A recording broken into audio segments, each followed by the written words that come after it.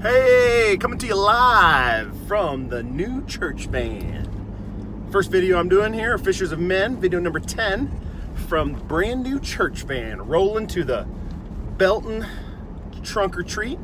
Got about 5,000 pieces of candy sitting right here next to me. By the time I get there, it's gonna have about 4,000. They are delicious.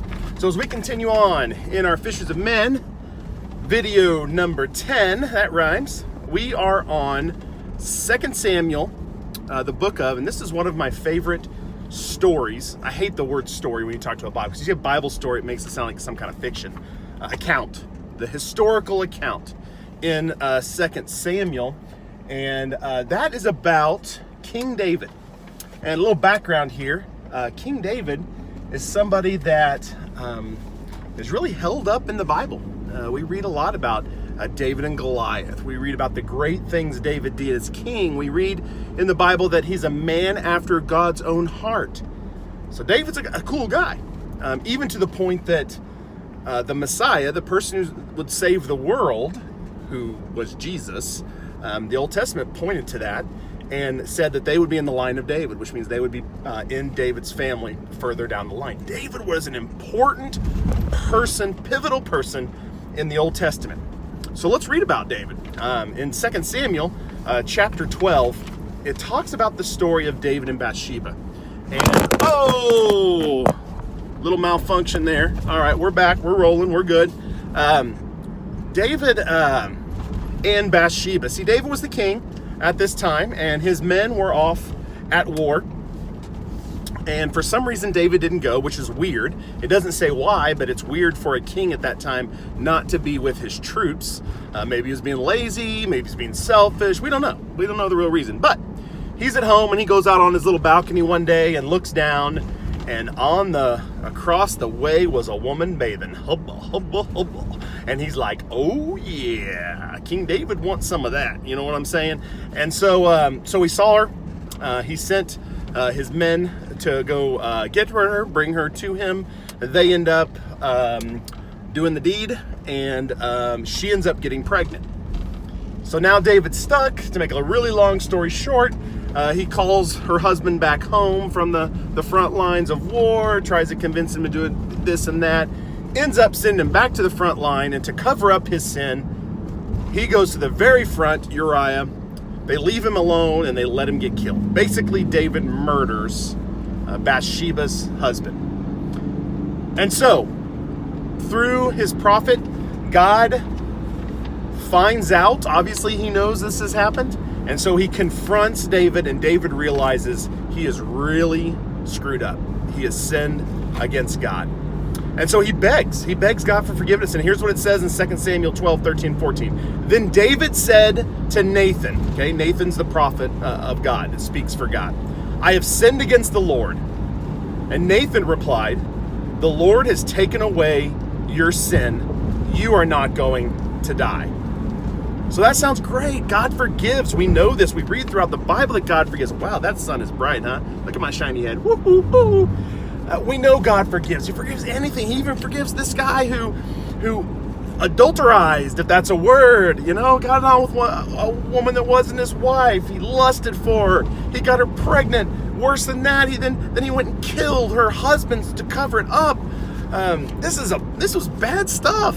And yet God, when you're truly sorry, he forgives us for everything, anything we do in our lives. But in this situation, we have to read on. Remember, Bathsheba got pregnant. So Bathsheba's pregnant, and we have a mess. But because by doing this, you have shown utter contempt, this is Nathan talking again, contempt for the Lord, the son born to you will die. And sure enough, we read in the following verses that's exactly what happened. So God forgave David, forgave Bathsheba, but there were still consequences. And the consequence was the baby that they conceived, that they had, would have to die. And sure enough, that's what happened. Now later on, they continue on, and a son comes through David called Solomon, another huge character in the Old Testament, a person of history. And so there's more blessings coming. But here's what we can learn from this story. this account, the story, there's that word again. I would say two things. One is God forgives no matter what. There is nothing you have done. There's nothing I have done that God cannot forgive when we ask him. He is a loving God to the point of forgiving everything. If you've been really hurt in your life, you know how hard it is to forgive sometimes, but God has the unconditional love that he will forgive anything that you have done. He has forgiven murderers. He has forgiven adulterers. He has forgiven so many people that we read about in the Bible and that we know through history. Even read about a serial killer who used to eat people, come to know God in prison, and conversion and becoming a Christian. There's all sorts of testimonies about what God has done and the forgiveness he's given. However, one step forward, there are still consequences for sin. And it's just like in our lives. If you do something really bad at school, I know some have gotten suspended at school before and have really messed up. They get in trouble. They know they've messed up. They know they screwed up. And they really ask God for forgiveness. And God says, I forgive you, but that doesn't mean you don't have to go through the 5 days of suspension from school. There are murderers who have killed somebody and become a Christian or ask God for forgiveness, and they're forgiven for that, but that doesn't mean that they don't deserve, that they don't have to go to jail. There have been even murderers on death row that have repented and asked for forgiveness, and I believe God forgave them, but they still were killed. They were still put to death on death row. So forgiveness from God does not mean that you get out of the consequences. So you can't do something, I'm driving down the street. I can't drive drunk, do something stupid, wreck my car, hurt somebody else, realize the next day that, man, I really screwed up, ask God for forgiveness. God will forgive me from that, okay? His love is unconditional, but that doesn't mean he's going to get me off the hook. That doesn't mean all of a sudden I don't have to go to jail. I don't have to lose my license. I don't have to pay the penalty as far as earthly. He forgives us in the sense of eternal consequences. God is a forgiving God, but never forget that when we mess up, we ask God for forgiveness, and then it seems like we still have to pay this huge penalty here on earth for that mistake we made. That doesn't mean God doesn't forgive you. He forgave the event. He forgave the thought, the action.